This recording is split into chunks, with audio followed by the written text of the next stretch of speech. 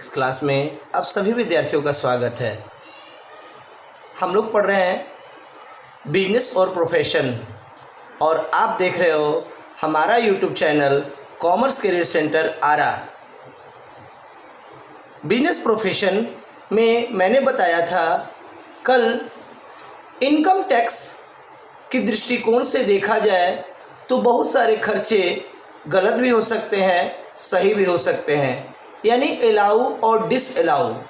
तो income tax कौन कौन से खर्चे या हानि को अलाउ करती है यह जान लेना ज़रूरी है। जब व्यापारी प्रॉफिट एंड लॉस या इनकम एक्सपेंडिचर बनाता है तो ये देखा जाता है कि उसने खर्चे या लॉस को कहीं गलत प्रयोग तो नहीं किया है। तो इनकम टैक्स इसके लिए कुछ अलाउ बिजनेस लॉसेज बना दिया है। माय डियर स्टूडेंट्स, आपको पहले ये जानना होगा कि लॉस और खर्च क्या होता है। खर्च व्यापारी जानबूझकर करता है, अनजाने में नहीं होता है।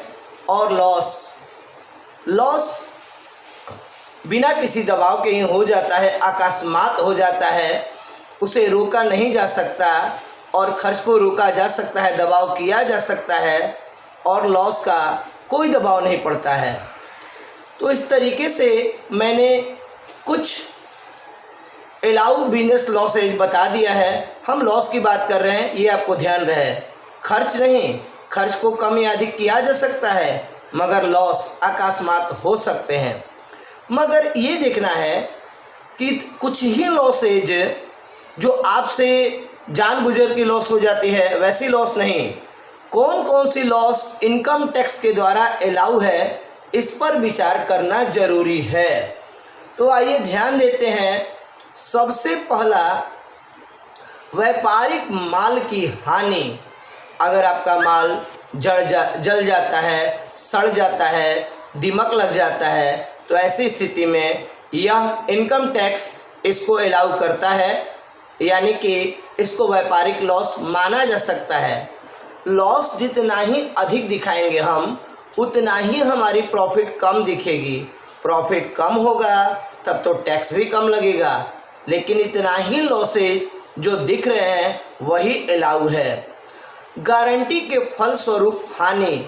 यदि आप किसी कस्टमर को माल बेचते हैं और यह गारंटी देते हैं कि बढ़िया है, उसके बावजूद अगर वो माल ख़राब होता है तो वह माल आपको वापस करता है, तो इस गारंटी से यदि आपको हानि होती है तो इनकम टैक्स के द्वारा ये अलाउ है।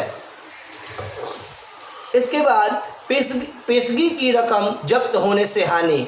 यदि मान लिया जाए कि आपने माल मंगवाने के लिए एडवांस पेमेंट कर दिया और किसी कारणवश आपने माल नहीं मंगवाया, यदि आप माल नहीं मंगवाते हैं तो आपकी जो राशि एडवांस होती है, जिसको अदर लैंग्वेज में हम लोग बयाना कहते हैं, तो वो आपका वापस नहीं होगा। तो इससे आपको जो हानि होगी वो आयकर के द्वारा अलाउ होगी, स्वीकृत होगी। आप उसको इनकम प्रॉफिट एंड लॉस में दिखा सकते हो। उसके बाद है डकैती से हानि। यदि आपके दुकान में, गोदाम में कहीं डकैती हो जाता है और डकैत लोग आपके माल को ले जाते हैं उठा के, तो ऐसी हानि इनकम टैक्स के द्वारा स्वीकृत अलाउ है। आप इसको प्रॉफिट एंड लॉस अकाउंट में दिखा सकते हो। कर्मचारियों की लापरवाही, कपट, चोरी या गबन से हानि। कर्मचारी, एम्प्लॉई यदि लापरवाही करते हैं और माल का क्षति हो जाता है, हानि हो जाता है, कपट करते हैं, हेरा फेरी कर लेते हैं, गबन करते हैं, तो ऐसी स्थिति में क्या होगा कि आपका यह जो भी लॉसेज होगा, इस तरह से loss by employee is allowed by income tax act. आप इसको इंटर्ड कर सकते हो प्रॉफिट एंड लॉस अकाउंट में। आगे, तिजोरी से नगद रकम की चोरी। जब दुकान में रोज का जो पैसा होता है वो कहीं ना कहीं आदमी रखता है, जिसको हम लोग अपने क्षेत्र में गल्ला कहते हैं। कोई अलमीरा में रखता है, कोई तिजोरी में रखता है। यदि आपका कैश कोई चोरी कर लेता है, दुकान में घुसकर चोर केवल नगद रुपया ही चुरा लेता है जो आपकी बिक्री रखी होती है, या दुकान में तो उतना पैसा पर्याप्त होना ही चाहिए जो अगले दिन ट्रांजैक्शन के लिए काम आए, अगर वो पैसा कोई चोरी कर लेता है तो यह इनकम टैक्स एक्ट के द्वारा स्वीकृत है। आप इसे प्रॉफिट एंड लॉस में दिखा सकते हो। इसके बाद शत्रु के शत्रु देश के आक्रमण से स्टॉक या माल की हानि। मान लिया जाए कि आपका किसी भी तरह से देश में शत्रु आक्रमण कर देते हैं और हमारी माल क्षति हो जाती है, हमारा स्टॉक जल जाता है, गोली बारूद हो जाता है, वो इस तरीके से हो जाता है, तो यह लॉस इनकम टैक्स एक्ट के द्वारा स्वीकृत है। प्रतिभूतियों के क्रय विक्रय से हानि। यदि आप अपने माल स्टॉक, यदि आप जिस चीज़ का बिजनेस कर रहे हो वो स्टॉक प्रतिभूति के रूप में है और उसके क्रय विक्रय पर जो हानि होता है तो इस हानि को आप प्रॉफिट एंड लॉस में इंटर्ड कर सकते हो, यानी कि इनकम टैक्स एक्ट 1961 के द्वारा यह स्वीकृत है। उसके बाद है विनिमय दर के उतार चढ़ाव से हानि, यानी कि एक्सचेंज रेट। कभी कभी ऐसा होता है कि एक्सचेंज रेट जैसे कि वो मार्केट फ्लक्चुएशन होने के कारण जो लॉसेज आपको हो जाती है वो इनकम टैक्स एक्ट के द्वारा स्वीकृत मानी जाती है।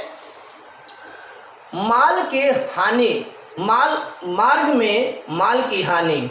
अगर आप माल मंगाते हो पटना से, दिल्ली से, कोलकाता से, कहीं से माल मंगाते हो, अगर वो माल रास्ते में ही किसी भी कारण से लीकेज हो जाए, टूट जाए, फूट जाए, जल जाए, तो ऐसे माल पर स्वीकृति देता है इनकम टैक्स। आप इस लॉस को प्रॉफिट एंड लॉस के डेबिट साइड में इंटर्ड कर सकते हो। नेक्स्ट, अनुबंध भंग के कारण हानि। यदि आपको कोई कहता है कि मैं माल ले जाऊंगा, अगर वो माल नहीं ले जाता है, अनुबंध भंग करता है, तो ऐसे में आपको लॉस हो सकती है, चाहे वो कच्चा माल हो या पक्का माल फिनिश स्टॉक हो। फिनिश स्टॉक में तो लॉस कम होगा, लेकिन यदि आपका माल रॉ मटेरियल होगा, जैसे फॉर एग्जांपल मान लिया जाए कोई कहता है कि मैं 20 किलो दही ले जाऊंगा, मैं 20 किलो कल आपके दुकान से दही ले जाऊंगा। अगर वो 20 किलो दही नहीं ले जाता है तो समझ जाइए दही जो होता है, दही, साग, सब्जी, पनीर, अंडे जल्दी खराब हो जाते हैं। तो सर इस तरह से आपको, अगर वो आदमी अपने अनुबंध को भंग करता है तो इससे आपको लॉस भरपाई ज़्यादा होगी। अगर बदले में वो कुछ पेशगी की रकम भी देती होगी, बयाना भी दिया होगा, तो लॉस आपका ज़बरदस्त होगा। मान के चलिए आपके साथ पनीर है, पनीर 20 किलो, 25 किलो। अगर पनीर खूब गर्मी के दिन में यदि वो आदमी प्रॉमिस करके नहीं ले जाता है तो ऐसी स्थिति में यह आपका लॉस है। माय डियर स्टूडेंट्स, आप ये सोच रहे होंगे कि इस चैप्टर में कितने रूल रेगुलेशन है। मैं आपको बता दूं कि आप पढ़ रहे हो बिजनेस और प्रोफेशन, तो ये बहुत कॉम्प्लिकेटेड होने की वजह से, इसलिए इसे समझना थोड़ा मुश्किल है, इसलिए इस पर ध्यान बना रहे। और इसी के साथ मैं विदा लेता हूँ। जय हिंद।